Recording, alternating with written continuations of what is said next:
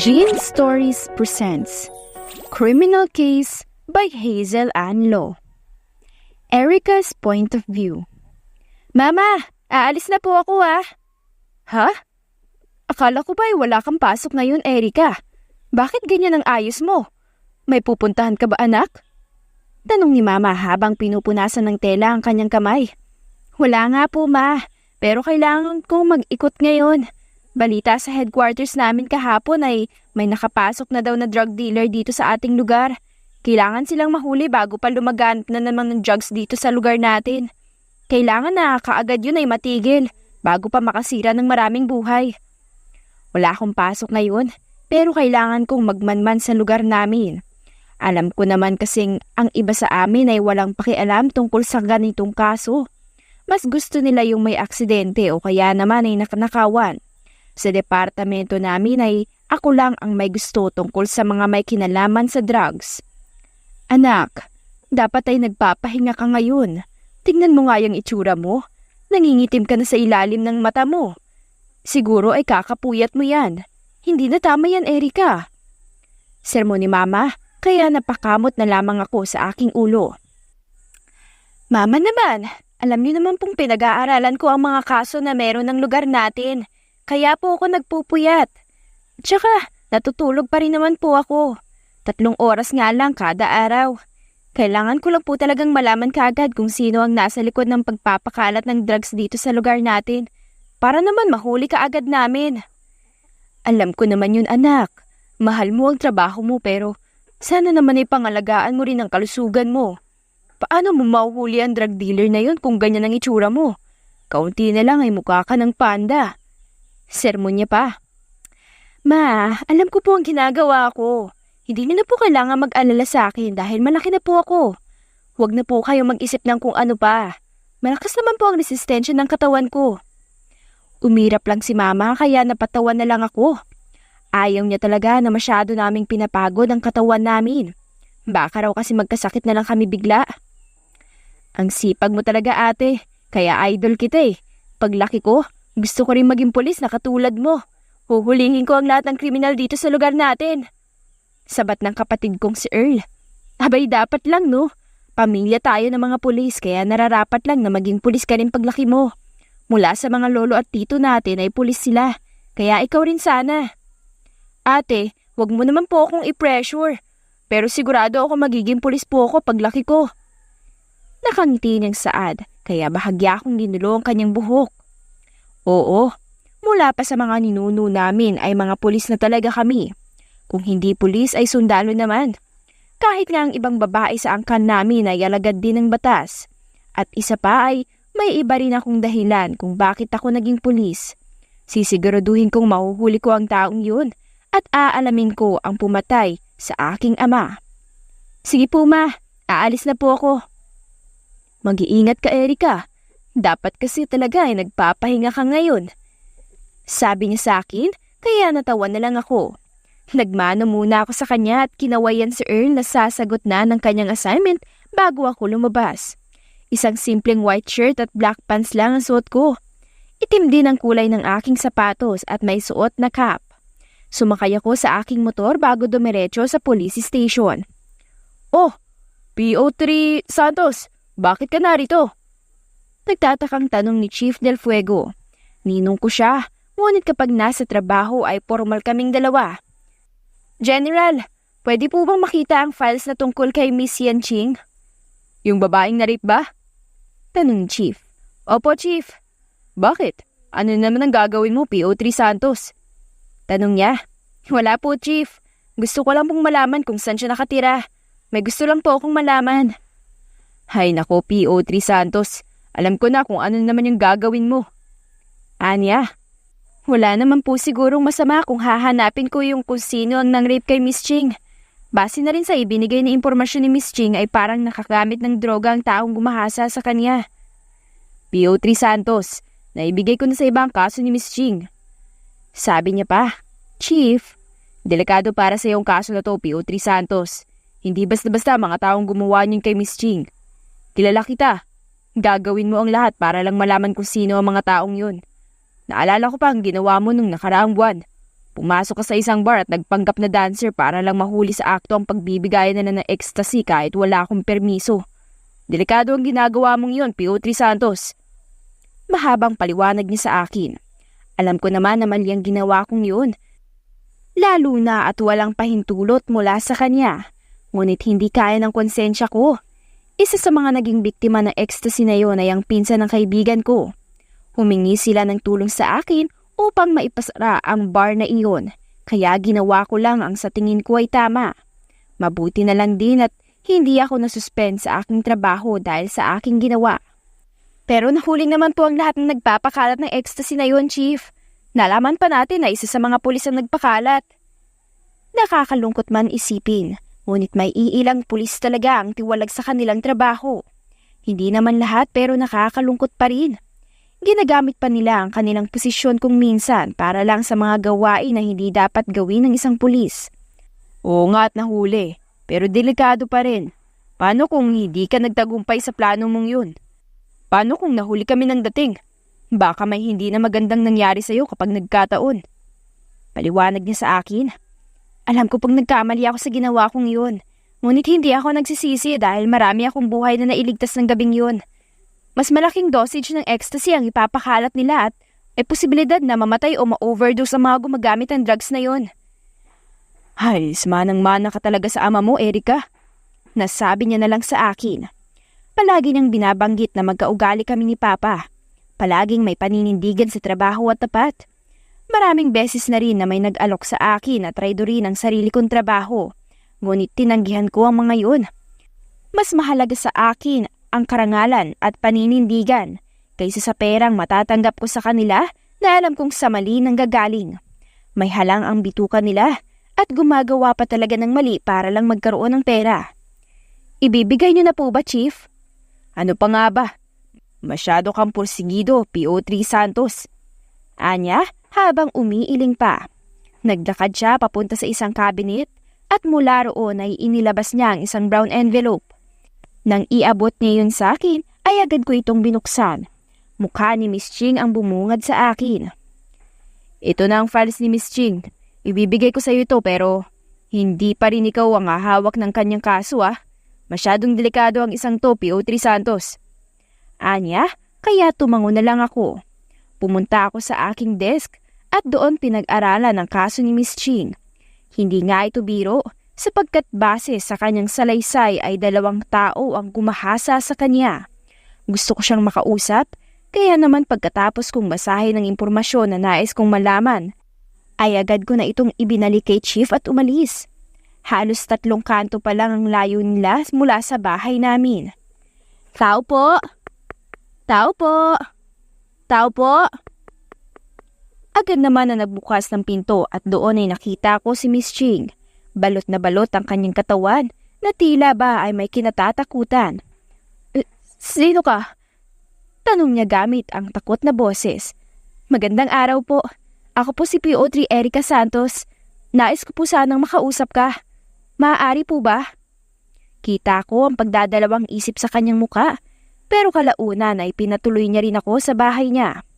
Pumasok kami at agad niya akong pinaupo sa sofa. Kumusta ka na, Miss Ching? Ito, pilit pa rin tinatakasan at kinakalimutan ng nangyari sa akin. Sagot niya habang nakatingin sa ibaba. Hayaan mo, gagawin namin ang lahat upang mahanap ang mga taong may gumawa niyan sa iyo. Teka, bakit ka nga pala narito? Sa aking pagkakatanda ay ibang pulis ang may hawak sa kaso ko ah. Nagtataka niyang tanong. Oo, ibang pulis nga pero nais kong mag-imbestiga sa nangyari sa iyo. Hindi kasi ako mapalagay. Pinayagan ka ni Chief? Tanong niya pa. Oo, gagawin ko rin na makakaya ko para malaman kung sino ang mga taong yun. Pipilitin ko na makulong sila dahil sa ginawa nila sa'yo. Maaari ko bang malaman kung anong nangyari sa'yo ng gabing yun? Gusto ko pang malaman kung ano ang nangyari sa kanya. Hindi sapat yung nabasa ko kanina at kailangan ko pa ng mas malalim na impormasyon. Madilim na paligid nang umuwi ako galing sa trabaho. Wala na rin gaanong sasakyan kaya naglakad na lang ako pauwi. Ayos naman sana pero nang nasa parte na ako ng kanto na yon, malapit sa sabungan, Bigla na lang ako hinila ng hindi ko kilalang tao. May isinubo silang gamot sa akin. At alam kong drugs yun. Hindi ako makapanlaban dahil nangihina ang katawan ko. Dahil na rin siguro sa gamot na ipinainom nila sa akin. Pinagsabantalahan nila akong dalawa. Walang kalaban-laban dahil nangihina ako. Binaboy nila ako.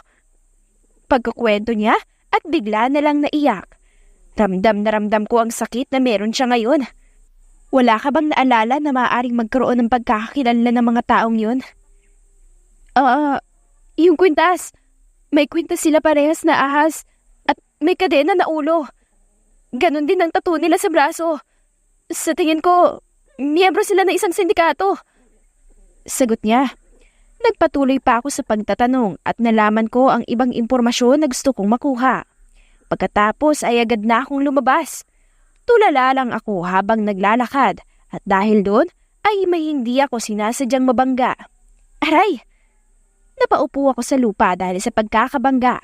Nang lingunin ko ang taong nakabangga sa akin ay roon ko nakita ang isang lalaking nakangisi. Anong iningisi-ngisi mo dyan? Kung tulungan mo kaya ako makatayo?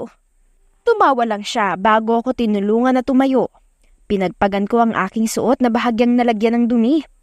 Nang lingunin ko ang lalaki ay nakangiti pa rin siya sa akin. Hi, I'm Giles Montes. You are... Pakilala niya sa akin at inabot ang kamay. Tiningnan ko lamang ito. Wala akong balak na makipagkilala sa mga lalaki. I don't care who you are. Tumabi ka nga dyan sa daan at baka kung ano pang gawin ko sa'yo. Naiinis ako sa hindi malamang dahilan. Siguro ay dahil sa pagkakabagsak ko. Ang sakit kasi ng balakang ko. Mukhang kailangan ko pang magpahilot kay mama. Ang taray mo naman, miss. Pero gusto ko yun. Tinatarayan muna ako bago ko makuha. Anya, kaya napaihirap na lang ako. Ewan ko sa'yo, mister. Tumabi ka na nga lang dyan. Akmang maglalakad na sana ako nang bigla niya akong hinarang. Nakakainis na talaga. Bakit ba ako hinaharangan ng lalaking ito? Wala naman akong atraso sa kanya. Siya pa nga tong nambunggo sa akin eh. Ano ba? Hindi ka ba talaga tatabi? Sabihin mo muna ang pangalan mo bago ako tumabi. Loko niyang saad. At bakit ka naman sasabihin sa'yo ang pangalan ko ha? Bakit? Sino ka ba? Ako lang to. Si Charles na magiging asawa mo sa future. Sagot niya. Ang kapal na mukha mo. Huwag mo akong tarayan. Sabihin mo na lang kung anong pangalan mo. Huwag ka naman madamot. Anya? Ngunit hindi ko siya pinansin at basta na lang akong nalagpas. Hindi pa ako nakakalayo nang bigla kong naramdaman ang pagyakap niya sa akin mula sa likuran. Nandigas ako sa pagkakatayo at hindi alam kung ano ang gagawin. Ano sa tingin ang ginagawa niya sa akin? Bakit niya ako niyayakap? Ano bang ginagawa mo? Bakit mo ako niyayakap? Bitawan mo nga ako. Shh! Huwag kang maingay. Ikaw na nga itong tinutulungan ko eh. May tagos ka, Miss Taray. Sagot niya. Tagos? Gago ka ba? Itim tong suot kong pantalon kaya paano magkakaroon ako ng tagos? At kung meron man ay hindi yan mahahalata. Noong nakarang linggo pa ang tapos ng menstruation ko, no? Pinilit kong kumala sa kanyang pagkakayakap at galit siyang hinarap. Nakangisi siya sa akin na tila ba ay masaya sa kanyang ginagawa. Sorry, akala ko kasi may tagos ka kaya niyakap kita sa likod. Mali pala ako. Anya at tumawa pa. Tumalikod na lang ako, ngunit bigla niya na namang hinawakan ang aking braso. Galit ko itong hinarap. Hindi ka ba titigil na hilain ako ha? Nakakainis na ginagawa niya. Ano ba? Hindi ka ba titigil? Siyempre hindi. Sabihin mo na lang kasi ang pangalan mo para makaalis ka na. Pangalan mo lang naman ang tinatanong ko pero ipinagdadamot mo pa. Anya? Kahit lumuhod ka pa dyan ay hindi ko sasabihin sa iyong pangalan ko. Binaklas ko ang pagkakakapit niya sa aking braso at tumakbo na ako ng mabilis. Rinig ko ang kanyang paghalakhak habang ako ay paalis na. Malalaman ko rin ang pangalan mo, Miss Taray. Sigaw niya, ngunit hindi ko na lang ito pinansin. Agad na akong dumiretso sa bahay upang magpahinga naman. Kailangan kong maghanap pa ng impormasyon tungkol sa tattoo na binanggit ni Miss Ching. Alam kong hindi simpleng tattoo iyon. Anak, nariyan ka na pala. Kamusta ang naging lakad mo? Tanong ni Mama nang makapasok ako sa pinto. Ayos lang po, ma. Medyo napagod lang. Baka naman masyado mong pinapagod ang sarili mo, Erica. Hindi na tama yan. Dapat ay nagpapahinga ka rin. Sermon niya sa akin. Ma, hindi ko naman po pinapabayaan ang sarili ko. Sadyang ganito lang po talaga yung trabaho ko. Ay naku, Erica. Manang-mana ka talaga sa papa mo. Basta ay huwag mong magpapapagod ha. Palagi mong alagaan ang kalusugan mo. Kalusugan pa rin dapat ang inuuna kaysa sa ibang bagay. Anya? Oo naman po, ma. Nasaan na po pala si Earl? Naroon sa kapitbahay natin at naglalaro. Magpahinga ka na dyan, anak. Anya? Kaya tumango na lang ako. Pagpasok sa kwarto ay agad kong kinuha ang aking laptop at naghanap ng impormasyon tungkol sa tattoo. Halos ilang minuto rin akong naghanap pero wala namang lumalabas. Wala akong mahanap sa internet at sumakit lang ang ulo ko kakatitig sa screen ng laptop ko. Kinabukasan ay may pasok na ako kaya maaga akong gumayak ng sarili. Ang aga mo naman ata ngayon, Erica. Tanong ni Mama habang naghahanda ng aming almusal. May kailangan pa po akong tapusin na report, Ma. Hindi ka na ba kakain? Tanong niya pa. Hindi na po, Ma. Nagmano muna ako kay Mama bago umalis. Hindi ko rin nakita si Earl. Siguro ay naliligo pa siya. Ang aga mo naman ngayon, Erica. Sabi ng kaibigan kong si Lani. Tulad ko ay isa rin siyang pulis at pareho kami ng langgo. Kaibigan ko na siya mula pa nung nag-aaral kami ng kolehiyo. Ikaw rin naman, Lani. At saka, may kailangan akong tapusin na report. Ganun ba? Pero teka ha, balita ako, kinausap mo daw si Chief kahapon. Tungkol saan ang pinag-usapan yung dalawa? Tanong nito, may pagkachismosa talaga si Lani mula noon pa. Hindi ko alam kung anong klaseng radar ba ang meron siya at nalalaman niya ang mga ganong bagay. Tungkol yun sa kaso ni Miss Ching. Miss Ching? Hindi ba't kay SPO1 de la Cruz binigay ang kasong yun? Anya?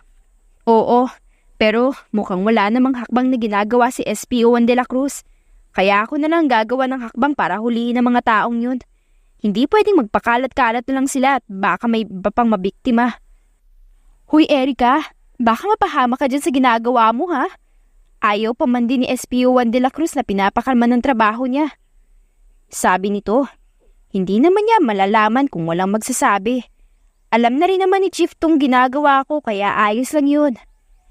Ay naku, Erica, basta ay mag-iingat ka, ha? Sabi niya pa at gumiti na lang ako. Agad akong dumiretso sa desk ko at sinimulan na ang trabaho. Halos ilang oras ko ring ginawa ito at hapon na nang matapos ako. Erica, tara! Sigaw ni Lani habang inaayos ang kanyang baril. Ha? Saan?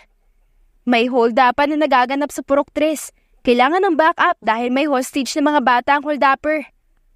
Anya, dali-dali ko nang kinuha ang mga baril at isinuksok sa aking tagiliran. Agad din naman kaming nakarating sa lugar na pinangyayarihan ng holdapan. Doon ay nakita ko ang 6 na lalaki at may hawak ang mga ito ng baril. Nasa loob sila ng isang grocery store. Transparent kasi ang salamin kaya madaling makita kung ano ang nangyayari sa loob. May 3 bata rin na naroon at umiiyak silang lahat. Agad na uminit ang ulo sa mga taong gumagawa ng krimen na katulad ng ganito. Pati ba naman ang mga bata ay dinadamay nila sa ginagawa nila? Bakit ba hindi na lang maghanap ng trabaho ang mga to para naman magkapera sila? Hindi na sila naawa sa mga taong nadadamay sa kagagawa nila. Chief, ano na pong lagay? Delikado, PO3 Santos. Bata ang mga hostage nila at walang daan sa likod ng tindahan na to. Nahihirapan din kaming pasukin ang mga sospek dahil wala naman silang hinihinging ransom. Sagot ng Chief. Ano kaya maaari nating gawin, Chief? Tanong ni Lani. Mag-abang na lang tayo, PO3 Rivera. Sagot ni Chief. Halos ilang minuto lang kami naghintay nang biglang lumabas ang isang lalaki. Hawak niya ang batang babae na umiiyak. Halos gusto ko ring barilin ang lalaking ito dahil sa ginagawa niya sa bata. Huwag kayo magpapaputok. Kung ayaw niyong pasabugin ko ang ulo ng batang to. Sabi ng hold-upper. Sumenya si Chief na ibaba ang mga baril kaya ganoon ang ginawa namin. Hindi pwedeng kumilos ng bigla-bigla dahil bata ang kanilang hostage. Anong kailangan mo para pakawalan niyo ang mga batang biyag niyo? Tanong ni Chief. Tumawa ang lalaki na parang baliw. Namumula rin ang kanyang mga mata at tila ba ay wala sa sarili. Payat din siya. Mukhang nakagamit ang isang ton ng drugs. 5 kilo ng shabu kapalit ang mga batang hostage namin. Sagot niya. Halos lahat kami ay napanganga na lang dahil sa hiling ng lalaking ito. Malakas ang tama ng drugs sa kanya. Normal na sa mga hold-upper at hostage taker na manghingi ng pera kapag nang-hostage. Minsan nga ay mga sasakyan pa. Pero ibang klase ang taong ito. Shabu pa talaga ang hinihingi niya. Bibigyan ko kayo ng 20 minuto para ibigay ang hinihiling namin. Kung wala ay papatay namin ang mga batang to. Dagdag niya pa at agad na pumasok sa loob ng grocery store. Halos lahat kami ay hindi pa rin makapaniwala sa hiling ng lalaking iyon. Sino nga bang hindi? Ito ang unang beses na nangyari ito sa amin kaya talagang nakakagulat. Chief, ano nang gagawin natin? Shabu ang hinihiling ng taong yun.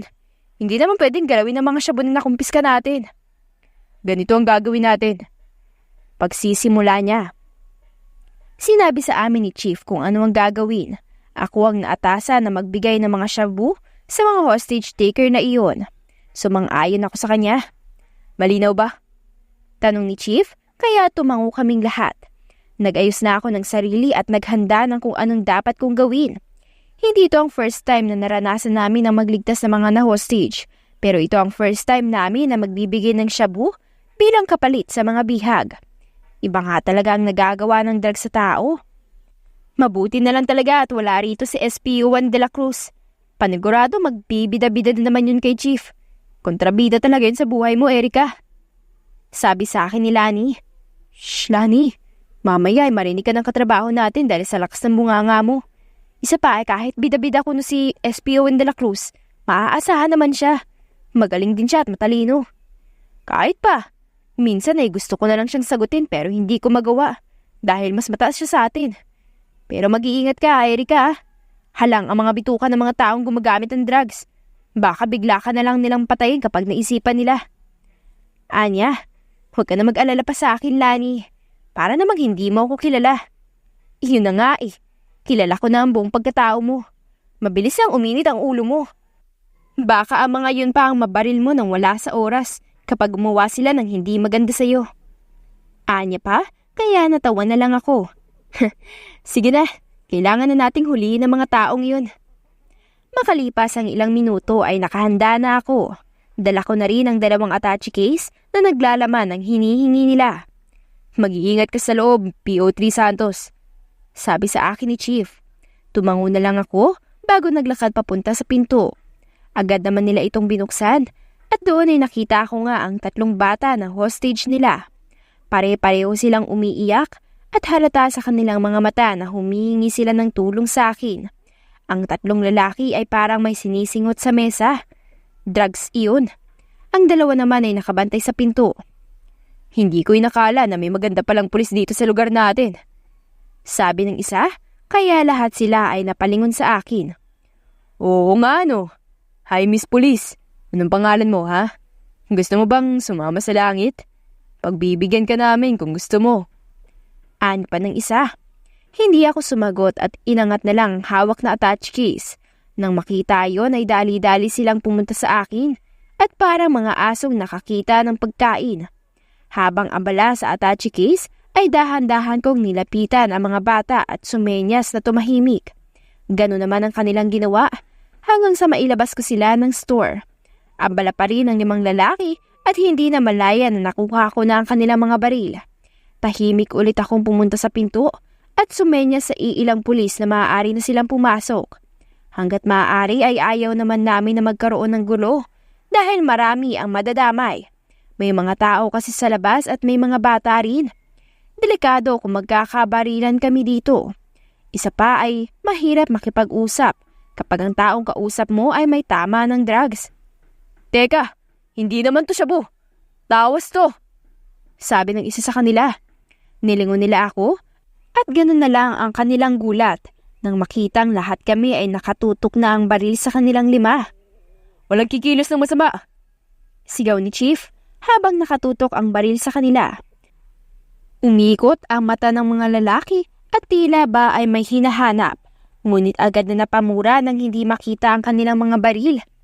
Nangisi ako nang lumapit ang mga kasamahan kong pulis sa lalaki at nilagyan ng posas.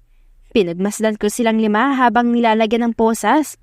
Ramdam ko ang masamang tingin nila sa akin, pero hindi ko na lang ito pinansin. Matapos nilang malagyan ng posas ay inilabas na sila. Nakasunod lang ako sa kanila at tinitingnan kung may gagawin silang hindi tama. Maraming salamat at naging matagumpay tayo, PO3 Santos. Sabi sa akin ni Chief at ngumiti na lang ako.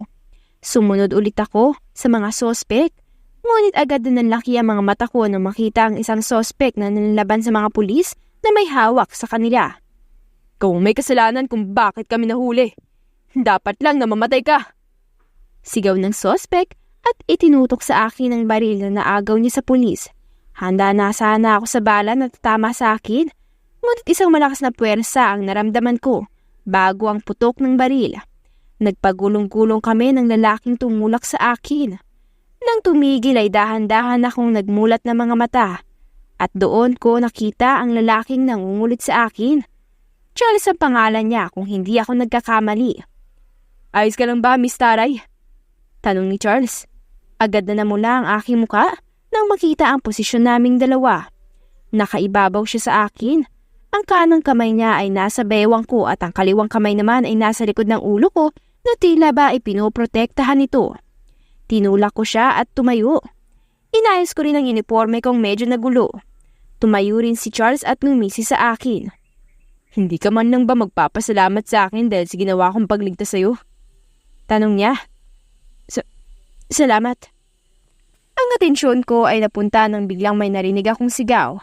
Nang tingnan ko ito ay isang dalagang babae at siya ang tinamaan ng bala na para sa akin. Ang sospek ay agad na pinaluhod dahil sa kanyang ginawa. Dali-dali kong pinuntahan ang babae at tinulungan siya. Kanina ay may ambulansya dito, kaya agad ding naisugod sa ospital ang babaeng natamaan. Ang mga sospek naman ay naidala na rin sa presinto. Mabuti na lang ay sa balikat lang ang tama ng babae. Miss Taray. Ano? Sasakay na sana ako ng police car nang bigla akong tawagin ng lalaking ito. Kailangan ko nang makabalik sa station dahil alam ko kung mag-e-interrogate na sila. Gusto kong malaman kung sino ang nagsusupply sa kanila. Hindi mo naman sinabi sa akin na isa ka palang pulis. Anya? O ano naman? Hindi naman siguro required na sabihin ko sa iyo kung anong trabaho ko dahil hindi naman tayo magkakilala. Kilala mo na ako. Ikaw lang tong ayaw magpakilala sa akin. Tsaka, gusto ko yan. Anya? At ngumisi na naman. Alin ang gusto mo? Ikaw? Gusto ko. Oh please, hulihin mo na ako. Anya pa? Adik ang hinuhuli ko at mga kriminal. Hindi katulad mong baliw. Adik naman ako Adik sa'yo. Pero dapat nga ikaw ang hulihin at ikulong. Wika niya. At bakit naman? Sa pagkakatanda ko, wala akong nilabag na batas, kaya hindi ako nararapat na hulihin. Isa ka kayang magnanakaw. Ninakaw mo ang puso ko at ang atensyon ko. Kaya dapat lang nahulihin ka at ikulong sa bahay ko ng panghabang buhay. Sagot niya. Corny man pakinggan, ngunit hindi ko alam kung bakit bigla na lang bumilis ang tibok ng puso ko. Para bang nagkakarerahan ng mga daga. Siguro ay nasobrahan na ako sa pagkakape. Handa na sana akong umalis, ngunit hinawakan niya ang braso ko at ipinaharap sa kanya. Di ba talaga titigil ang lalaking to na hilain ang braso ko? Ano naman bang kailangan mo? Pangalan mo lang kailangan ko. Kung ayaw mong ibigay ang pangalan mo, pwede namang number mo na lang. Textmate na lang tayo. Sabi niya, ngunit umirap lang ako. Wala ka makukuha sa akin. Magsasalita na sana siya, ngunit agad napunta kay Lani ang paningin ko. Nakanganga siya at parang hindi makapaniwala na may kinakausap akong lalaki. Kilala niya kasi ako bilang masungit na babae at hindi ko makakausap ng lalaki maliban na lang sa mga katrabaho namin. Kaya malamang ay gulat siya ngayon dahil sa nakikita niya. Itikom mo yung bibig mo, Lani. Tumingin si Charles kay Lani. Itong babaeng ito naman ay lumapit sa akin at hindi pa rin makapaniwala. Napaikot na lang ako ng mata dahil sa kanyang reaksyon. Oh my God! Totoo ba to? Tanong ni Lani kaya napaikot na lang ulit ako ng mga mata. Ang OA mo naman. Hindi ako OA Sadyang himala lang talaga na may kinakausap kang lalaki. Magugunaw na ba ang mundo? Isa tong himala. Sagot ni Lani. Miss, kaibigan mo ba siya? Biglang singit ni Charles kaya napatingin sa kanya si Lani bago ngumiti. Oo, kaibigan niya nga ako. Sagot naman ni Lani. Anong pangalan niya? Ayaw niya kasing sabihin sa akin Sabi ni Charles. Lani, subukan mong sabihin sa kanyang pangalan ko at magkakalimutan na tayo. Pakunwari niyang sambit dito. First time to, no? Kaya dapat lang na-support ako. Malay mo, siya na pala mapapalambot sa matigas mong puso. Wika ni Lani. Siya? Ang pangalan niya ay Erica. Erica Santos. Lani? Erica pala Maganda ang pangalan mo. At pati na rin ang apelyido mo. Pero mas gaganda yan kung dudugtungan natin ang apelyido ko. Erica Santos Montes. O di ba bagay? Nakangising tanong ni Charles. Ito na naman ang puso kong kay bilis tumibok. Rinig ko pa ang mahinang sigaw ni Lani dahil sa sinabi ni Charles. Tumahimik nga kayo. Aalis na kami. Pagkatapos kong sabihin yon ay hinila ko na si Lani at sumakay sa police car. Grabe naman makabanat ang lalaking yun sa'yo, Erica. Ako ang kinikilig sa inyong dalawa Sabi ni Lani, pero hindi ko na lang ito pinansin. Hanggang ngayon ay ramdam ko pa rin ang mabilis na pagtibok ng aking puso. Hindi ko alam kung ano ang nangyayari sa akin. Dapat na siguro kung magpatingin sa doktor dahil baka may sakit ako sa puso. Pagdating sa police station ay agad akong dumiretso sa interrogation room. Doon ay nakita ko si Chief na kinakausap ang isa sa mga sospek. P.O. Santos, masok ka na sa loob. Alam ko namang kating-kati ka na magtanong sa taong yan Natatawang sabi sa akin ni P.O. Juan Lopez. Salamat P.O. Juan Lopez. Pagpasok ko sa loob ay agad akong tumabi ng upo kay Chief. Alam niya naman na darating ako. Palagi rin akong nasa loob ng interrogation room kapag may mga nahuhuli kami. Sino ang supplier niyo ng drugs? Tanong ni Chief, pero tumawa lang ang lalaki. Kahit ano pang gawin niyo sa akin, wala kayong makukuwang impormasyon. Hindi ako kakanta para lang mapahamak ang boss ko. Sagot niya. Kung pasabugin ko kaya yung bungo mo? Oh, nandito na pala si Miss Police. May araw ka rin sa amin. Ibabaon ka namin sa lupa. Huwag ka masyadong mayabang dahil babae ka lang.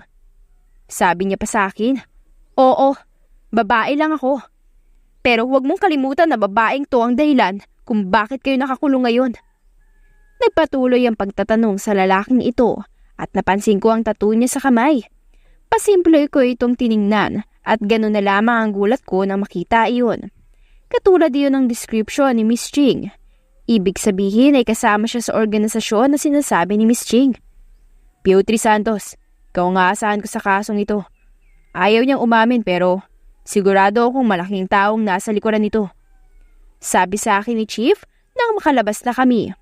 Opo, Chief. Ako na pong bahala. Alam ko may konektado ito sa kaso na meron si Miss Ching. Paano mo naman nasabi yan, P.O. Santos? Tanong ni Chief. Ang tattoo sa kamay ng lalaking yun ay kaparehong tattoo na meron ng mga lalaking gumahasa kay Miss Ching. Sabi niya yun mismo sa akin. Ang taong nasa likod nito ay ang nagpapalaganap ng droga sa ating lugar. Kaya dapat lang na mahuli natin siya. Delegado to, P.O. Santos. Gusto mo bang bigyan kita ng partner para sa kasong ito? Tanong niya. Hindi na po, Chief. Kaya ko na po to. Nag-aalala ako sa iyo, P.O. Santos. Marami ka nang naipatulog ng mga pusher at user. Kung makakatakas sila, baka ikaw pa ang balikan nila. Anya? Hindi naman pong makakatakas sa mga taong yun kung walang magpapatakas. Patuloy lang kami sa pag-uusap. Hanggang sa nagpatuloy na rin sa pagtatrabaho. Alam kong hindi nga biro itong kahaharapin kong kaso dahil ramdam kong malaking tao ang nasa likod nito. Pero hindi ako susuko na lang basta at hayaan ang taong iyon na sirain ang buhay ng nakakarami. Dapat siyang magbayad sa batas. Anak, kumusta ang trabaho mo? Tanong ni Mama nang makarating ako sa bahay. Pagod akong umupo sa sofa at tinanggal ang aking sapatos. Nilingon ko si Mama at naglapag siya ng isang basong tubig sa mesa na agad ko namang ininom. Ayos lang po, Ma. Katulad pa rin po ng dati. Balita ako ay may nangyaring hostage dyan sa kabilang kanto Wika niya. Meron nga po.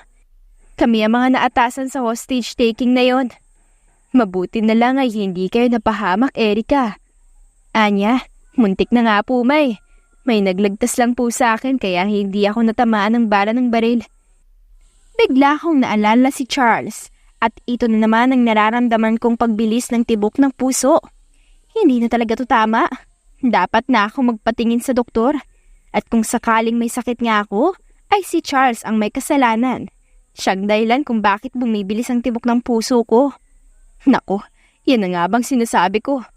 Ma, huwag na po kayo mag-alala. Buhay pa naman po ako at walang galos.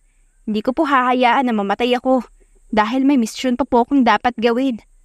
Kahit na, dapat ay palagi mong iniingatan ng sarili mo. Hindi natin alam ang pwedeng mangyari sa iyo dahil dyan sa trabaho mo. Una pa lang ay ayaw na ni Mama sa trabaho ko dahil ayaw niyang matulad ako kay Papa. Namatay si Papa nung nag-aaral pa lang ako sa kolehiyo at dahil isa rin siyang pulis. Mga adik din ang gusto niyang hulihin pero minalas at napatay siya sa isang engkwentro.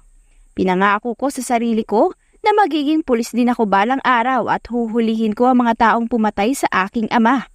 Alam kong buhay pa yun. Oo na po, Ma. Nasaan nga po pala si Earl? Pauwi na rin yun. Pinabili ko lang na mauulam natin sa palengke. Sagot ni Mama. Tumango na lang ako bago pumunta sa aking kwarto. Nagpalit ako ng isang simpleng sando at medyo maikling short. Mainit ang panahon ngayon, kaya ayaw kong magsuot ng malalaking t-shirt. Pagkalabas ko ng kwarto, ay nagulat ako nang makita ko si Charles na nakikipagtawanan kay Mama. Si Earl naman ay napasimangot at madumi ang damit, pati na rin ang kanyang muka. Mukhang dapa siya. Charles? Oh, Erica! Huwi ka niya at ngumiti sa akin. Bumaba ang tingin niya at dumiretso sa aking dibdib. Maya-maya pa ay sa mga hita ko na, kaya napatakbo na lang ako ulit sa aking kwarto at nagsuot ng t-shirt. Anong ginagawa ng taong sa bahay namin? Alam niyo bang dito ako nakatira? Pagkatapos kong ayusin ang aking sarili ay lumabas na ulit ako. Baka magtaka si Mama kung bakit hindi ako lumalabas ng kwarto. Anak, halika na at kumain tayo. Charles, dito ka na rin kumain sa amin at saluhan mo kami.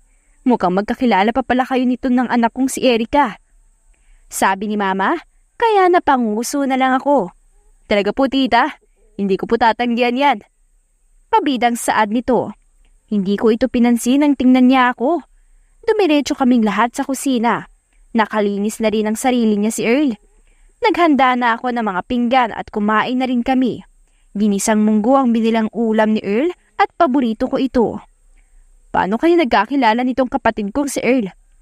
Nakita ko kasi itong si Earl na naglalakad at bigla na lang nadapa kaya tinulungan ko. Mabuti na lang at hindi natapon sa kanya ang munggo na dala niya. Sagot niya habang mag-anang kumakain. At anong katangahan naman ang ginawa mo, Earl? Bakit ka naman nadapa? Ang tanda mo na pero nadadapa ka pa rin. Ate naman, hindi ko naman kasi alam na may malaking bato pala sa harapan ko. Natisod ako kaya ako nadapa. Sagot naman ito. Ewan ko sa'yo, Earl. Sa susunod kasi ay tumingin ka sa dinadaanan mo. Kung ano-ano siguro ang iniisip mo eh. Huwag mo nang pagalitan ng kapatid mo, Erica. Mabuti na nga lang at nakita ako tong si Earl. Ngayon ay alam ko na kung saan ang bahay mo. Sabat naman ni Charles. Magkakilala kayo nitong anak kong si Erica, Charles? Tanong ni Mama. Opo, sa katunayan nga po niyan, ako ang future asawa ni Erica. Sagot ni Charles at naging dahilan kung bakit ako nabulunan. Agad kong kinuha ang baso at uminom ng tubig. Diyos ko, tapos sinasabi ng taong to? Nahihibang na ba siya? Tumigil ka nga dyan, Charles. Hindi yan totoo. Erica, huwag kang sumigaw. Hindi mo naman sinabi sa akin na may kasintahan ka na pala. Kung hindi pa nakilala nitong si Charles Earl ay hindi pa siya makakapunta dito. Sermon sa akin ni Mama. Oo nga po, tita. Boyfriend po ako ni Erica pero ayaw niyang ipakilala ako sa inyo. Siguro, kinakahiya niya po ako. Gatong pa ni Charles. Ma, hindi po totoo ang sinasabi niya. Hindi ko po siya boyfriend. Nakita niyo na po, tita. Hanggang ngayon ay tinatanggi niya pa rin po ako. Pero kahit ganun ay mahal ko po ang anak niyo. Sabat ni Charles habang direktang nakatingin sa akin. Hindi ko alam, ngunit ito na naman ang pagbilis ng tibok ng aking puso. Normal pa ba itong nararamdaman ko? Hindi mo naman sinabi sa akin, anak, na may kasintahan ka na pala. Nakakatampo ka naman, anak. Mama mo ako pero hindi mo sinasabi sa akin na may kasintahan ka na pala.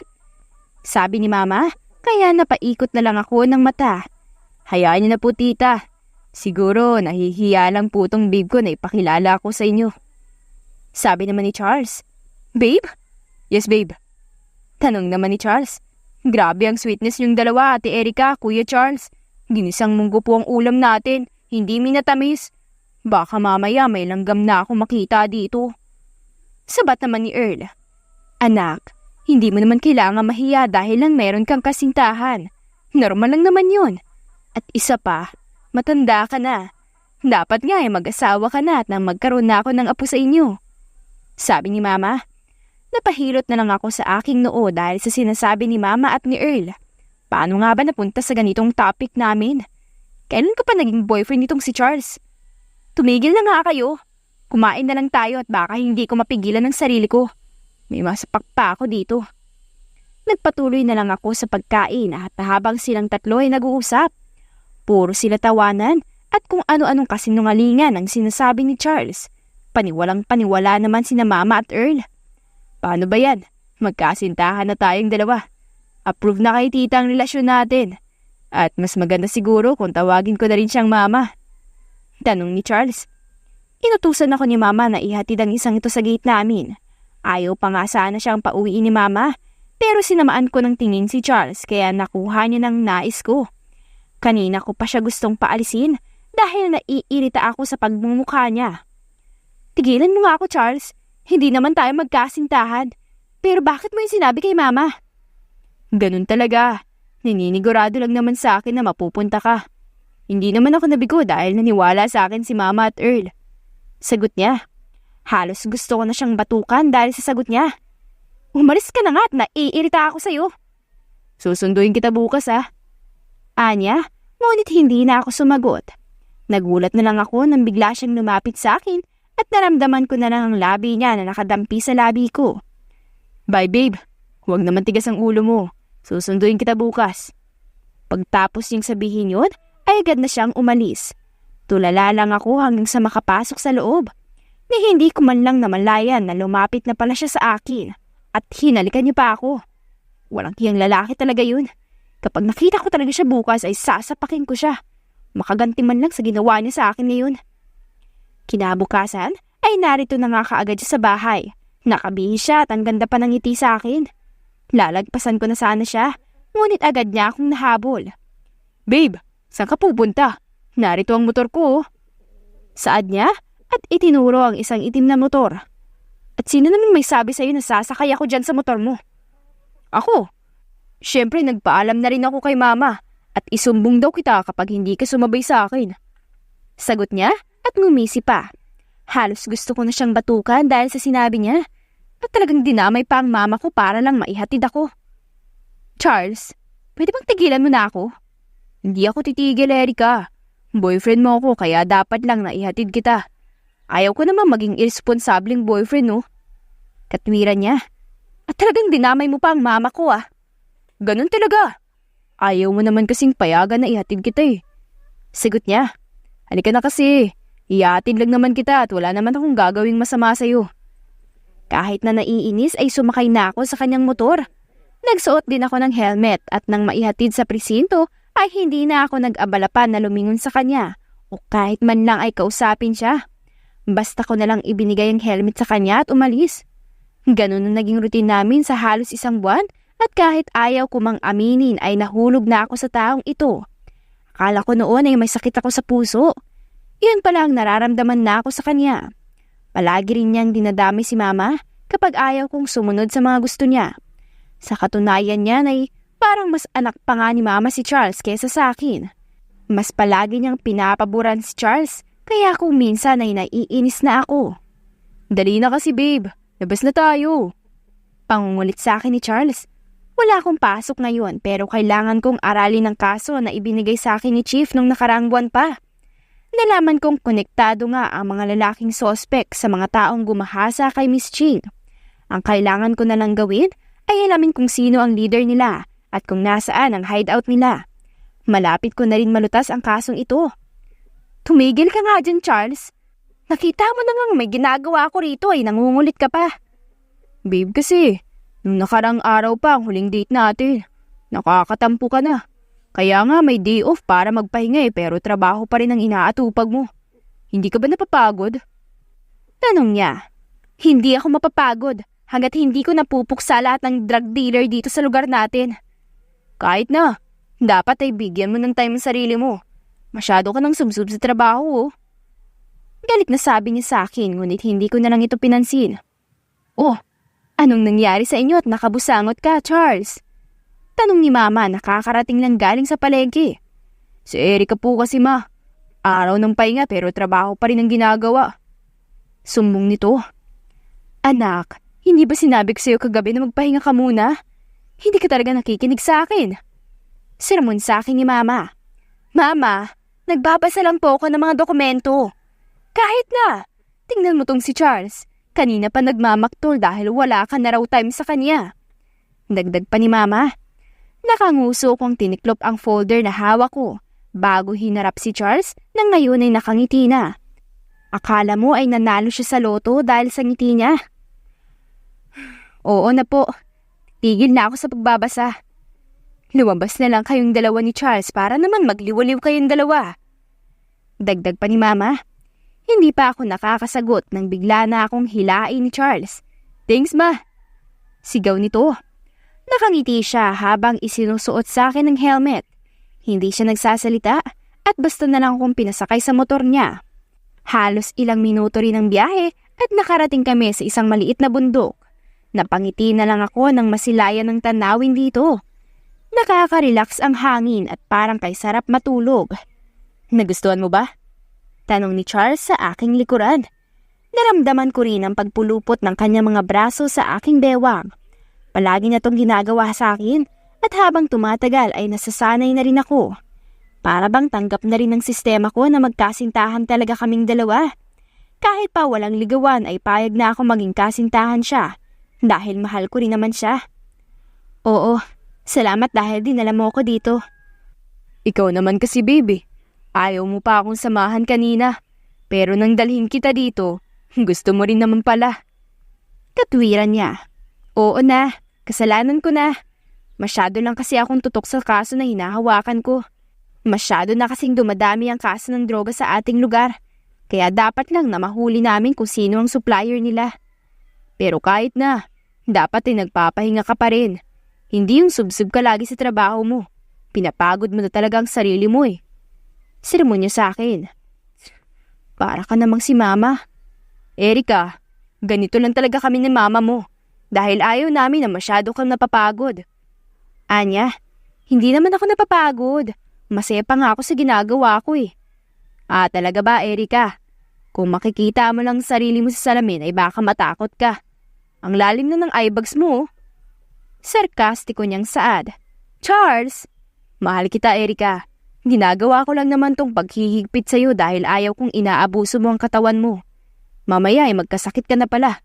Walang kwentang boyfriend na ako niyan. Anya, halos araw-araw ay sinasabihan niya ako na mahal niya ako at hindi na daw ito magbabago. Sa katunayan nga ay nasanay na rin ako. Para bang hindi kumpleto ang araw ko kapag wala mga salitang yun na galing sa kanya. Mahal din kita, Charles. Pero mahal ko rin ang trabaho ko. Ito ang unang pagkakataon na sinabihan ko siya na mahal ko rin siya. Kaya naramdaman ko pa ang panindigas niya sa aking likod. Napatawa na lang ako nang humarap ako sa kanya. Hindi kasi maintindihan ang itsura niya dahil yata sa narinig niya. Nakahawak pa rin ang kanyang mga kamay sa aking bewang. Kaya naman inilagay ko ang aking mga braso sa kanyang leeg na para bang niyayakap ko lang siya. Ulitin mo nga yung sinabi mo, babe. Anya, ang alin ba? Yung mahal ko at trabaho ko? Hindi yun. Bago yun. Alam kong narinig ko ng maayos pero gusto ko ulit marinig. Sabi niya, mahal kita, Charles. Oh, mahal din kita, Erica. Mahal kita at mahal na mahal mo na rin ako. Magpakasal na kaya tayo? Tanong niya, Charles? Parang may mali sa una niyang sinabi. Siya nga tong patay na patay sa akin eh. Tumawa lang siya bago ko naramdaman ng labi niyang dumampi sa aking labi.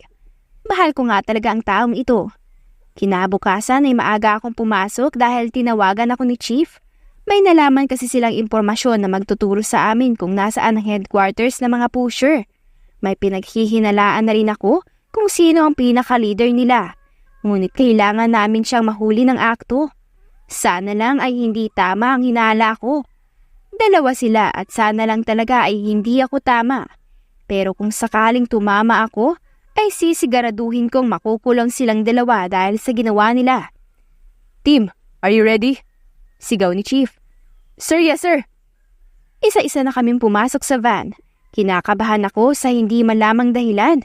Ngunit isinawalang bahala ako na lang ito. Erica, sa tingin mo mahuhuli kaya natin ang leader? Tanong ni Lani. Oo Lani, sinisigurado kong mahuhuli natin siya. Halos ilang minuto lang ang itinagal ng biyahe at sa isang abandonadong gusali kami pumaroon. Tahimik kaming pumasok at doon nga ay nakita namin ang maraming tao na gumagamit ng drugs. Ang iba ay humihit-hit, ang iba naman ay may katalik na babae. Mayroon ding nagbebentahan ng drugs. Taas ang kamay, mga pulis to! Walang kikilos ng masama! Sigaw ni Chief. Hindi nga kami nagkakamali. Isa-isa silang nagsibunot ng baril kaya wala na kaming nagawa kung hindi ang labanan sila. Nakipagbarilan kami sa kanila. PO3 Santos, pumunta ka sa itaas. Naroon ang kanilang leader base na rin sa sinabi ng tip sa atin. Sabi sa akin ng Chief, habang patuloy kaming nakikipagbarilan. Tumango ako sa kanya at tumakbo. Marami akong nakakasalubong ngunit patuloy lang ako sa pagbabaril sa kanila. Halos sa kamay, binti at paa ko silang tinatamaan. Biktima lang naman din sila ng droga kaya may pag-asa pa na magbagong buhay sila. Agad akong umiwas na makita ang isang lalaki na sana ibabarilin ako. Lumuhod ako at binaril ang kanyang hita na agad naman niyang ikinatumba. Nilapitan ko ito bago pinukpok sa kanyang batok upang mawalan siya ng malay. Mula rito sa second floor ay rinig ko pa rin ang putukan sa ibaba. Tahimik lang ako at alerto sa maaaring makasalubong ko. Merong isang pinto kaya dahan-dahan ko itong binuksan. Doon ay nakita ko ang dalawang taong nagtatalik. Tama nga ako, sila ang mga taong nagpapakalat ng drugs dito sa lugar namin. Oh, may bisita pala tayo dito. Saad ng isang lalaki. Welcome, PO3 Erica Santos. Sabi naman ng babae. Tama nga ang hinala ko. Kayo ang nasa likod ng pagpapakalat ng drugs dito. Tumawa si SPO1 de la Cruz at si Miss Ching. Tama, sila ang mga taong iyon. Ang dali mo naman kasing mapaikot, PO3 Santos. Iniyakan lang kita, naniwala ka naman kaagad sa akin. Nakangising saad ni Miss Ching. Diyan ka nagkakamali, Miss Ching.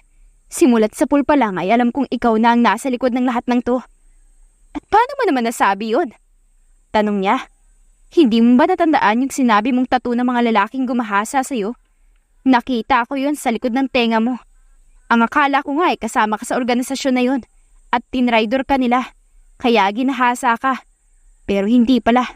Mabuti na lang at kumanta ang mga taong nahuli namin sa hostage taking. Ikaw naman SPO1 de la Cruz. Matagal ka nang pinapamanmanan sa akin ni Chief. At alam ko mga ginagawa mo upang makalaya ang ibang preso na nakakulong. Ang mga ebidensya ay kinukuha mo. Pati na rin ang mga pictures na meron ng mga kasamahan nating pulis para mapadali ang paglaya ng mga tao mo. Akala nyo ba madali nyo akong mauuto? Nagmamanman lang ako, kaya ako tahimik nitong mga nakaraang araw. Kita ko ang gulat sa mukha nilang dalawa habang nagsasalita ako. Iyon ang matagal ko nang ginagawa. Bawat kaso na may kinalaman sa drugs ay binabasa ko, kaya nga tambak na ang mga folder sa kwarto ko. Ilang araw kong pinagpuyatan ang pagbabasa at doon ay unti-unti ko napagtanto na si SPO1 de la Cruz ang may kasalanan ng lahat. Si Yenching naman ay gawa-gawa lang ng kaso niya upang hindi mapag-initan ng mga pulis. Pero nang dahil din sa ginawa nilang iyon ay roon ko nalaman ng lahat. Nakakatawa kayong dalawa. Akala niyo ba ganun niyo na lang kami mapapaikot? Nakakabilib ang ginawa mo, PO3 Santos. Pero siguro, ito na rin ang panahon upang malaman mo kung anong totoong nangyari sa ama mo. Biglang saad ni SP1 de la Cruz. Agad na napakunot ang aking noo dahil sa kanyang sinabi. Graduating student na ako nang mamatay ang aking ama dahil nga sa pakikipaglaban sa mga drug dealer. Ang alam ko ay napatay siya. Anong tungkol sa ama ko? Na ang totoong pumatay sa ama mo ay ang taong minamahal mo ngayon, si Charles Montez. Sagot niya. Napatulalan na lang ako dahil sa sinabi niya. Hindi totoo yung sinasabi mo. Alam kong binibilog mo lang ang ulo ko para maniwala ako sa mga sinasabi mo. Hindi ako nagsisinungaling, Erica. Alam kong siyang pumatay sa ama mo at nakita ako mismo yun sa dalawang mata ko. Sabi niya. Tulala lang ako hanggang sa nagsipasukan na ang iba pang mga pulis. Hinuli na si SP1 de la Cruz at maging ang babaeng si Miss Ching. Hindi na sila nanlaban pa at nakita ko na lang na nakangisi sila sa akin. Para bang sinasabi nila na nahuli nga namin sila pero sa kanila pa rin ang huling halakhak dahil sa sinabi nila sa akin. Hanggang sa makalabas ay tulala lang ako.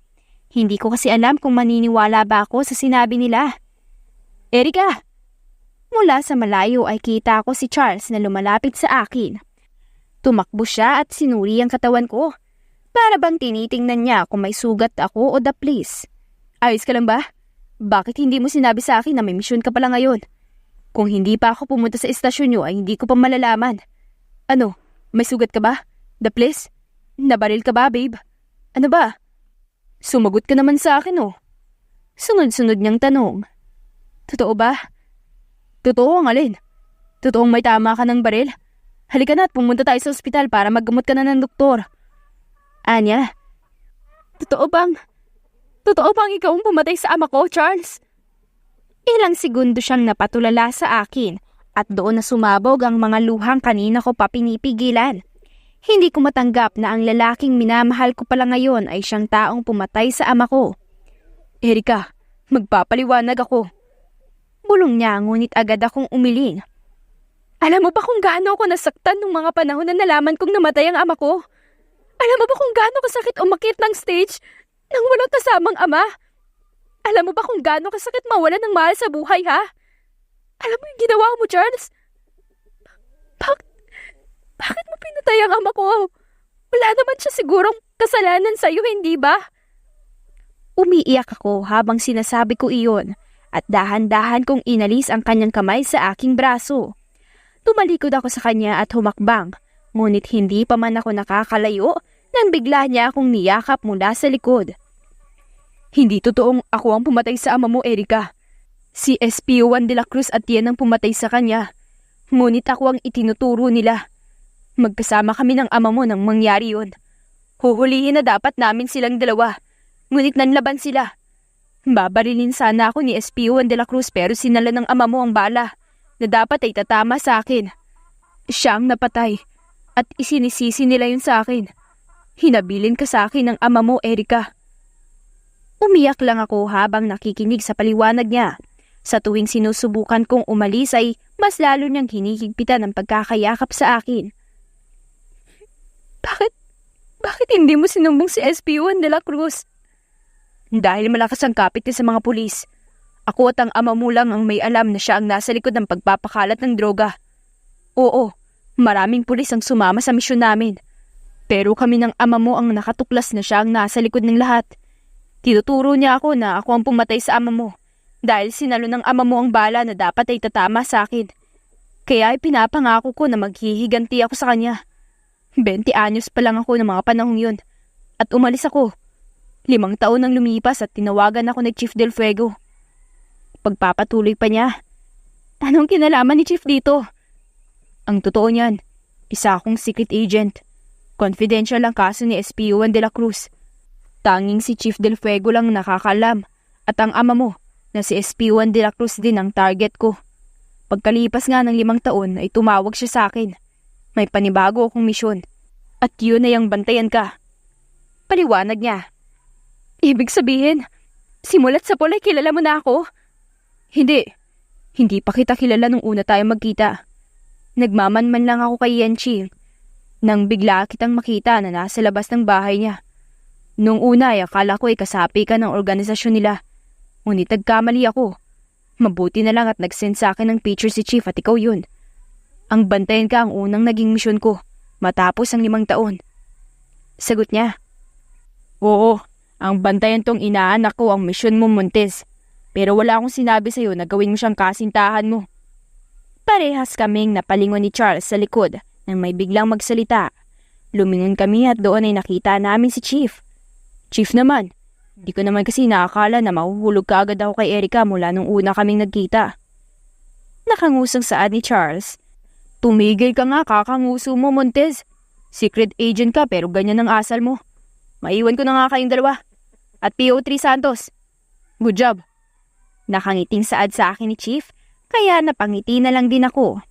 Agad din na umalis si Chief kaya kami na naman ni Charles ang naiwan. Binabantayan kita sa lahat ng oras, Erica. Kahit na kanina nung nakikipagbarilan ka ay pinoprotektahan kita sa mga kalaban. Marami na sana ang gustong bumalik sa'yo pero inunahan ko sila. Hindi pwedeng barilin o patayin nila ang taong mahal ko.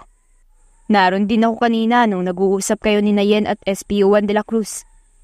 Anya? Pero bakit nagmamaang-maangan ka pa kanina? Dahil hindi ko naman alam na ngayon na pala ako magpapaliwanag sa'yo. Hindi nga dapat ako magpapakita sa'yo kanina. Pero hindi ko napigilan ng sarili ko at lumapit ako sa'yo. Sagot niya. Napatawa na lang ako at ngayon ko lang napansin ang kanyang suot. Purong itim yun at para nga siyang secret agent dahil sa suot niya. Masyado kasi ako nasaktan kanina kaya hindi ko na napansin ang kanyang suot. Mabuti na lang pala at pinuntahan mo ko. Aawayin na sana kita. Hindi ako makakapayag na awayin mo ko, babe. Bago pa man matapos ang gabing to, hindi ako makakapayag na meron pa ring problema sa relasyon natin. Mahal na mahal kita, Erica. Sobrang mahal kita. Anya? Mahal na mahal din kita, Charles. Salamat dahil nalinawan na ako sa pagkamatay ng ama ko at sisiguraduhin ko mabubulok silang dalawa sa kulungan. Ngumiti siya sa akin at hinawakan ang 2 pisngi ko. Naramdaman ko na lang ang halik na iginawad niya sa akin. Banayad lang yon at para bang dinuduyan ako sa halik niya. Mahal kita, Charles. Mahal din kita, Erica. Ilang buwan din ang lumipas at napatunayan sa korte ang ginawa ni SPO1 de la Cruz at Miss Shing. Masaya ako dahil nahatulan sila ng panghabang buhay ng pagkakakulong. Ngayon ay narito ako sa libingan ng aking ama. Nakaupo ako malapit sa kanyang lapida habang nakangiti. Masaya akong nakamit niya na ang hustisyang matagal ko nang inaasam.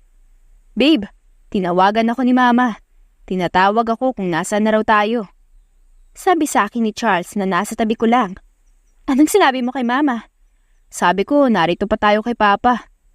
Sagot niya, kaya tumango na lang ako. Tumabi siya ng upo sa akin at tiningnan din ang lapida ni Papa. Masaya ka ba, babe? Tanong niya sa akin at ipinatong ang baba sa aking balikat. Oo naman. Sa wakas kasi ay nalaman ko na kung sino ang pumatay kay Papa. Nabigyan na siya ng hustisya. Maraming salamat sa iyo, Charles. Ipinangako ko kasi sa sarili ko na malalagot sa batas ang gumawa niyan kay Papa. Ipinangako ko rin naman sa kanya na aalagaan ko ang kanyang anak. Anya, halika na, Charles.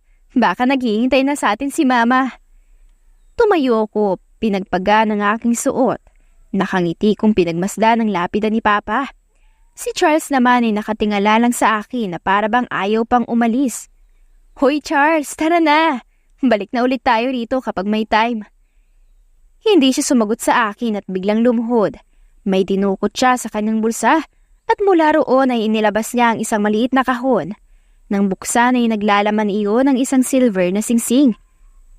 Charles, iakyat na natin sa next level ang relasyon natin, babe. Gusto ko rin masaksihan ni Papa at hingin sa kamay niya ang kamay ng nag-iisa niyang dalaga.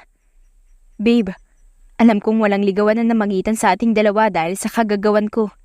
Pero hindi ako nagsisi na nagsinungaling ako kay Mama tungkol sa relasyon natin. Ipinapangako ko sa iyo na araw-araw kitang liligawan. Araw-araw kitang mamahalin at pagsisilbihan. Gagawin ko ang lahat ng makakaya ko para lang hindi ka umiyak at masaktan. Alam mong mahal na mahal kita at hindi ko na nga yata makakaya pa kung maghiwalay tayong dalawa. Erica Santos, pumapayag ka bang dugtungan ng iyong pangalan at gawin nating Erica Santos Montez? Will you marry me, babe? Tanong niya. Hindi ko alam ngunit napaiyak na lang ako habang pinagmamasdan si Charles na nagpo-propose sa akin. Hindi ko inaakala na sa libingan pa talaga ng ama ko niya ito gagawin. Babe, sumagot ka naman dyan. Kinakabahan na ako dito. Nakanguso niyang saad kaya napatawa na lang ako. Oo, Charles. Magpapakasal ako sa'yo. Nakangiti niyang isinuot sa akin ng singsing bago ako binuhat at pinaikot. Pagkatapos ay isang marahan na halik ang iginawad niya sa akin. Agad ko naman itong tinugunan. Mahal na mahal kita, Erica. My soon-to-be wife. Mahal na mahal din kita, Charles Montes. My soon-to-be husband. At dyan na po nagtatapos ang ating kwentong pinamagatang Criminal Case. If you like the story, please don't forget to like, comment, share, and subscribe for more wonderful stories. Hanggang sa muli, paalam!